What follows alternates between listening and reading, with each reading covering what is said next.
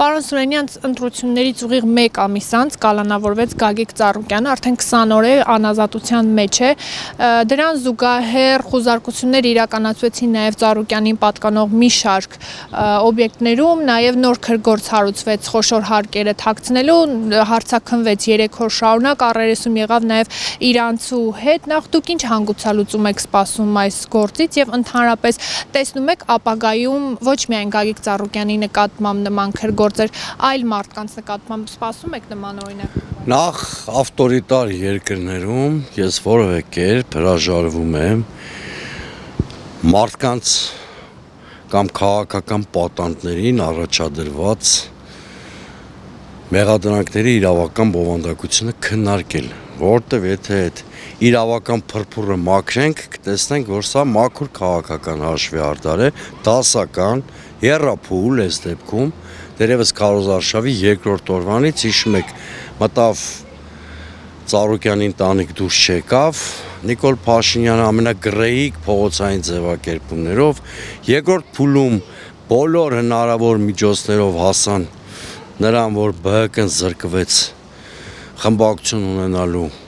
իրավունքից, թեև բարիերը հաղթահարել էր ստացած քվեներով, 3-րդ փուլը արդեն բացահայտ ռեպրեսիաներ են 2 նպատակով, խնդիր է դրված հասնել Գագիկ Ծառուկյանի եւ նրա թիմի քաղաքական մեկուսացմանը եւ 2-րդ ունեզրկման այդ գործընթացը, որը զուգահեռ անում են։ Իհարկե, այնպես չի, որ իշխանության բոլոր պլանները իրականություն են դառնելու, որտեվ գործարարին ունեզրկելը ժամանակակից աշխարհում այնքան էլ հեշտ բան չի, ի վերջո կա դա աշխարհում սեփականության իրավունք ինստիտուտը ամենաանձնմխելի իրավունքներից մեկն է եւ կան միջազգային արբիտրաժային դատարաններ եւ այլն, ինչպես ասում են նման դեպքերում, այս խմորը շատ ջուր է վերցնելու։ Քանի որ գործ ունեն քաղաքական հաշվեհարդարի հետ, լուծումներն էլ իրավական չեն կարող լինել, մաքուր քաղաքական են լինելու։ Երբ ընդդիմությունը կձևավորի դիմադրության համակարգեր, որոնք կարողանան փշրել ռեժիմի ռեպրեսիվ մեքենայի երախը, այն ժամանակ քաղաքական առումով վիճակը կփոխվի երկրում։ Եթե չէ, իհարկե շարունակվելու է Ծառուկյանով սկսվել է կամ Ծառուկյանը միջանկյալ օղակ էր, դրանից առաջ էլ կար ու շարունակվելու է։ Պատահական չի, որ այս նստաշրջանի շեմին քրեական գործ հարուցեցին Նարեկ Կարապետյանի դեմ։ Էլի կախեցին այդ սպառնալիքը քրեական հաշվեհարդարի, քաղաքական հաշվեհարդարի։ Հիմա նայած ինչպիսի օրակարգ է հետապնդի ուրեմն Նիկոլ Փաշինյանը, դրանից է կախված ազգային ժողով նրան կալանավորելու միջնորդությամբ կմտնեն, թե կպահեն իրանց համար ավելի պատեհ առիթի։ Դա շատ պարզ է, որ ընդդիմությունը շատ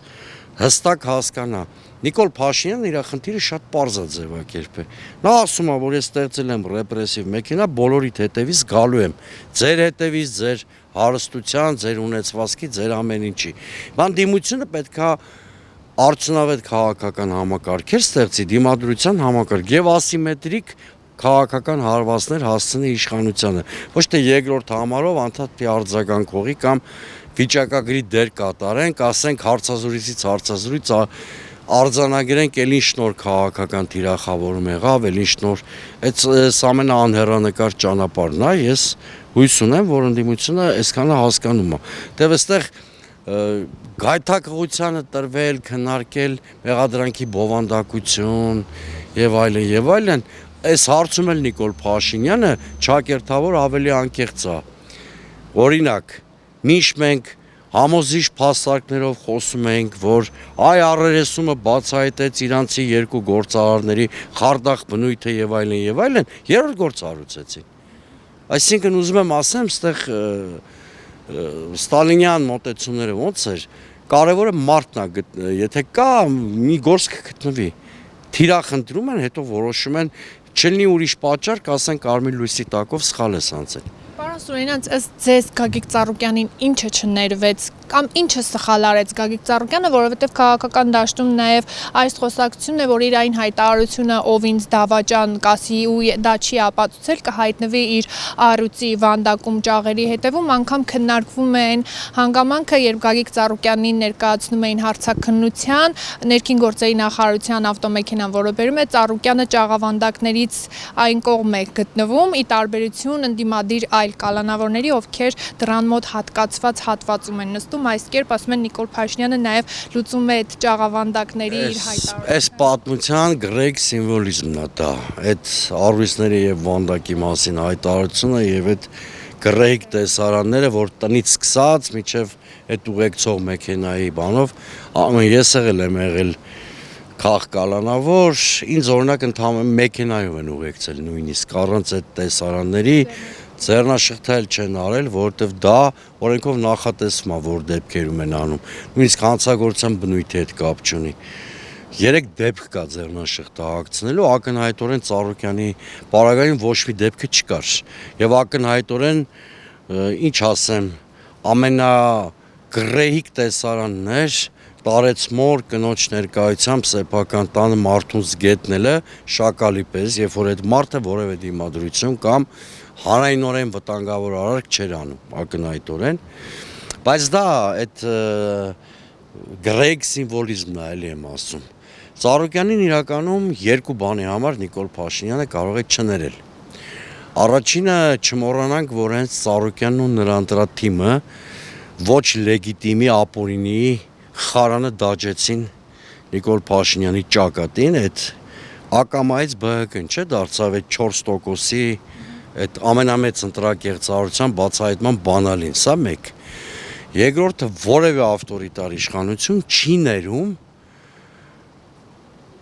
որևէ խոշոր սեփականատերի, որի կապիտալը իր վերահսկողությունից դուրս է։ Երեք դա Սամվել Կարապետյանն էր, այսօր դա Գագիկ Ծառուկյանն է, վստահաբար դա հասնելու է նույնիսկ խոշոր սեփականատերերի, որոնք այս պահին թվում է լոյալ են իշխանությանը, բայց Սամվել Ալեքսանյան։ Ես չեմ ուզում անուններ տամ, բոլորին հասնելու է, որտեվ եթե կապիտալը 100%-ով ավտորիտար իշխանության կողմից չի վերահսկվում, ինքը պոտենցիալ թիրախ կամ վտանգ է համարվում իշխանության կողմից։ Այսինքն ոչ ապօրինի այդ խարանը դաջել է Գագիկ Ծառուկյանն ու իր թիմը Նիկոլ Փաշինյանի ճակատին եւ խոշոր կապիտալի կրող է, որը չի պատճել իշխանության խաչը, այ գլոբալ 2 բաներ, ինչը կարող էր չներվել Ծառուկյանի, սրանք են։ Իսկ այդ առույցը, վանդակը, մյուս բաները այն սիմվոլիզմն է, տգեղ սիմվոլիզմն է, որ արտաքուստ մոտիվացիա է հանդիսանում Նիկոլ Փաշինյանի համար։ Պարոն Սուրենյան, այս կիրակի օգոստոսի 2-ին ազգային ժողովը նիստ է գումարելու 9-րդ գումարման ազգային ժողովի առաջին նիստը, նախ ինչ ակնկալիքներ ունեք, ինչ սպասելիքներ ունեք, այդ թվում եւ ընդդիմության աշխատանքների։ Օրորոցում մեռելացին ինստիտուտից սպասելիքներ հնարավոր չի ունենալ, սա օրորոցում քաղաքական առումով մեռելացին ինստիտուտ է, 3 պատճառ ես կարող եմ նշել։ Այս խորհրդարանական կամպանիայի 2 առաջատար ուժերը ԿՊ-ն եւ Ուժեղ Հայաստանը չեն ձգտել սովորական հաղթանակի, ասենք 50% գումարած մեկի, նրանք իրենց հաջողությունը ասոցացրել են միայն սահմանադրական մեծամասնություն ստանալու նշաձողի հետ։ ԿՊ-ի պարագայում պարզա, որպիսի կարողանան ստանձնած արտաքին պարտավորությունները կատարել, իսկ Ուժեղ Հայաստանը ձգտում էր նման նշաձողի, որտեղ ամբողջ նրա ընտրական կամպանիան կառուցված էր Սամվել Կարապետյանի անձի վրա, միայն այդ սահմանադրական փոփոխությունը թույլ կտար Կարապետյանին դարձնել վարչապետ։ Երկուսն էլ չեն կարողացել լուծել իրենց խնդիրը, հետևաբար երկուսի համար էլ գործող խորհրդանը փակուղի է։ Եթե նույնիսկ ԿՊ-ին հաջողվելու է շատ հանգիստ կառավարություն ձևավորել, ազգային ժողովի ղեկավարություն, երկուսն էլ ռացիոնալ պլան B չունեն։ Նիկոլ Փաշինյանի պլան B-ն կարող է լինել քաղաքական անասնագողությունը, դա քաղաքական պլան չի, իսկ Ուժեղ Հայաստանի պլան B-ն քաղաքական ես դերևս չեմ լսել։ Ունեք ոնց են արդյունավետ գործելու, եթե չունեն այդ 2/3-ը։ Սա մեկ պատճառ։ Երկրորդ պատճառը որ այս ազգային ժողովը մեռելացին, հա։ Տեսեք, միշտ նորմալ խոսույթ հանդիմության կողմից եղել, երբ որ կեղծիքների պարագայում ինքը վիճարկել է խորհրդանի լեգիտիմությունը։ Դա միշտ է եղել Հայաստանում։ Հայաստանի ընտրական պատմության մեջ առաջին անգամ, այս անգամ իշխանությունն էլ կասկածի տակ դրեց ընդդիմության լեգիտիմությունը։ Ստացվում է, որ բոլոր սեգմենտները փոխադարձաբար միմյանց լեգիտիմությունը կասկածի տակ են դնում։ Սա իհարկե նշանակում է, որ նաև կառավարությունն է ոչ լեգիտիմ, որտեղ նրա լեգիտիմության աղբյուրը խորհրդարանն է։ Հետևաբար սա էլ փաստարկ է, որ այս ինստիտուտը կայուն գործել չի կարող։ Եվ երրորդը ԲՀԿ-ի հետ կապված պատմությունը, որը ամենահամակարգային կեղծիքներ Հայաստանի ընտրական պատմության մեջ, ես կանխատեսում եմ, որ այս 3 հիմնարար պատճառների համակցումը, ինչպես նաև արտաքին այլ պատճառներ, Իրանի շուրջ էսկալացիան, ուկրաինական պատերազմի շուրջ զարգացումները, որոնք նոր մարտահրավերներ են ծնելու, բերելու են նրան, որ 2027-ի վերջին, 2028-ի վերջին Հայաստանի ժողովուրդը հարկադրված է մի հատ էլ արտահերթ ընտրության գնա, այս անգամ նոր խորհրդարան ձևավորելու համար։ Тэгэхээр սա շատ կարճ, ինստիտուցիոնալ եւ քաղաքական ֆունկցիա չունեցող խորհրդարան եմ համարում։ Պարոն Սուրենյան, դուք ասացիք, որ Բարգավաճ Հայաստան կուսակցությունը ընտրակ կեղծիքների մասով ամենամեծ խարանը հենց ինքը դաջեց եւ դա չներեցին։ Դուք վստահաբար լսած կլինեք Կենտրոնական ընտրական հանձնաժողովի նախագահ Վահագն Հովակիմյանի ճշգրտումը ԲՀԿ-ի չանցնելու վերաբերյալ եւ մասնավորապես ասել է, որ դուք ուզում եք այս կեղծիք իրականացնել եւ այնպես անել, որ Բարգավաճ Հայաստան կուսակցությունը անցնի, նաեւ նշում է, որ նախ պետք է հասկանալ արդյոք Բարգավաճ Հայաստան կուսակցությունը անցնում էր այդ 3 ընտրատեղամասերի արդյունքում թե ոչ եւ բացատրում է, որ անճշտությունների թվին են գումարել այդ ընտրատեղամասերի արդյունքները, հանել են եւ տեսել են, որ այդտեղ որևէ փոփոխություն տեղի չի ունենում ընտրությունների արդյունքների վերաբերյալ։ Նախ ձեր ասած անձին ես 34 տարի ճանաչում եմ եւ ձեզ կհորդորեմ նրա հայերեն նախադասությունները միանշանակ մի ընդունեք, որտեղ ես 34 տարի միշտ նրան լսել եմ եւ անմիջականորեն եւ այսպես պաշտոնապես եւ երբեք ավարտուն նախադասություն եւ միտք չեմ տեսել։ Հետևաբար հասկանալի չի ինչ է ուզեցի ասել։ Բայց